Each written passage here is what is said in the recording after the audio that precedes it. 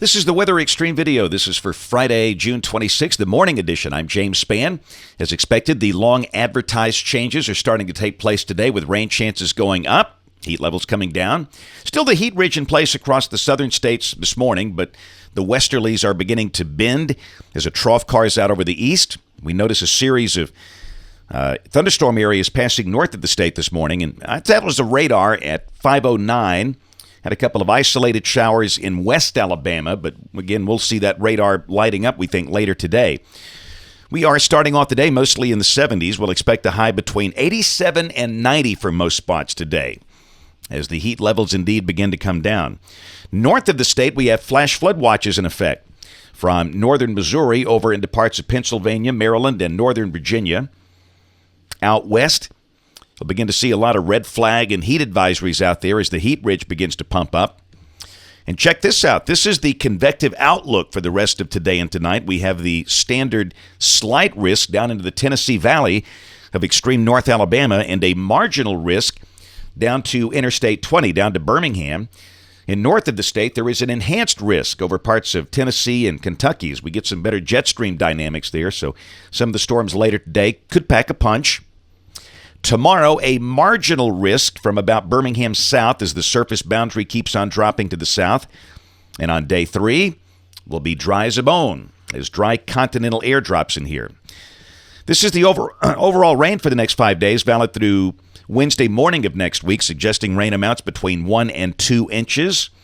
The bulk of that will be today and tomorrow.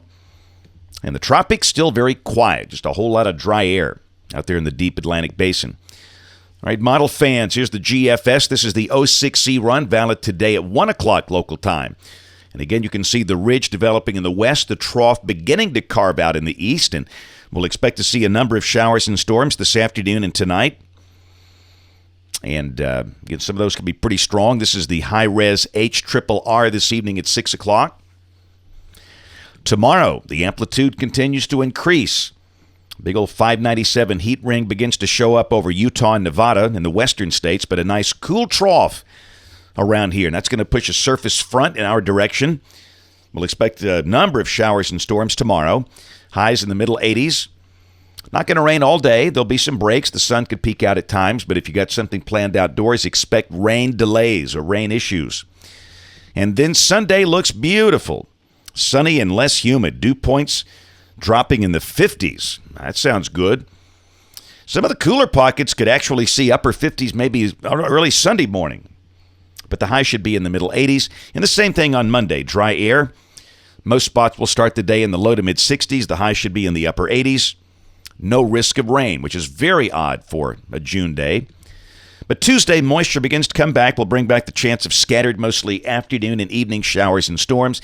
And that'll be the deal for the rest of the week. This is Wednesday. Thursday, we'll be dealing with scattered storms around. Highs, I'd say 87 to 91. Here's a week from today, Friday, July 3rd, getting set to kick off a holiday weekend. And we've still got troughing in the east, which means temperatures probably won't be that bad. Highs 87 to 90, a mix of sun and clouds with some risk of scattered showers and storms. Here's the end of the forecast, end of the holiday weekend, Sunday, June 5th. Still troughing in the east, and again, some risk of a few pop-up storms. Temperatures looking a whole lot better over the next 15 days. Again, the model, the ensembles here has got 62 for us early Sunday and Monday, and a pretty good chunk of next week with highs in the 80s. Here's the CPC temperature anomalies, June 3rd through June 9th. I'd say they would be about where they should be here, with below average temperatures off to the north and west.